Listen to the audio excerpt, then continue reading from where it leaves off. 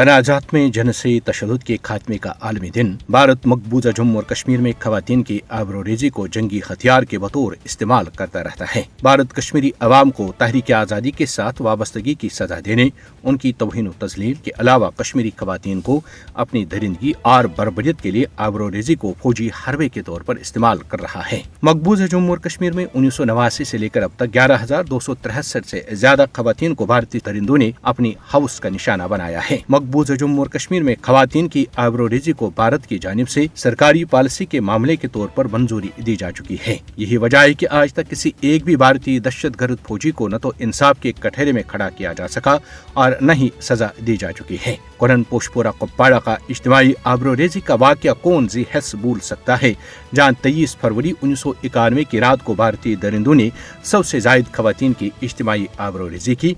शोपियां की आसिया और नीलोफर को कौन भूल सकता है, जिन्हें 29 मई 2009 में अपने बाग से वर्दी पोश भारतीय दरिंदों ने अगवा किया। पहले उनकी इज्तिमाई आबरूरेज़ी की और बादजा उन्हें कत्ल करके दूसरे दिन उनकी लाशें नाला रंबी से बरामद की गईं, जिसमें कभी टखनों से ऊपर पानी नहीं गया है।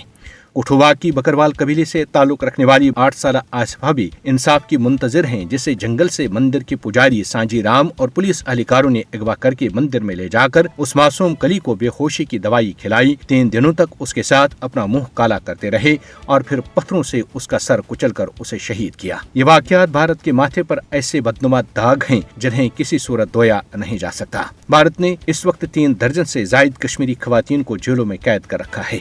खवातीन की आबरूरेज़ी करने वाली भारतीय फौज इंसानियत पर बदनुमा दब्बा है। कश्मीरी खवातीन भारतीय फौजों के हाथों जिनसी तशद्दुद के अबाइस सदमे की न खत्म होने वाली आजमाइशों का सामना कर रही हैं। इंसानी हुकूक की आलमी तंजीमों ने मकबूजा जम्मू और कश्मीर में भारतीय फौजों के हाथों इज्तिमाई आबरूरेज़ी के बहुत से वाकयात को दस्तावेजी शक्ल भी दी है। कश्मीरी अवाम भारतीय फौजों के हाथों इज्तिमाई आबरूरेज़ी के हौलनाक वाकयात को कभी नहीं भूलेंगे। मकबूजा जम्मू और कश्मीर में जंगी हरबों के तौर पर इस्तेमाल होने वाले जिनसी तशद्दुद को रोकने के लिए दुनिया को अब बेदार होने की जरूरत है।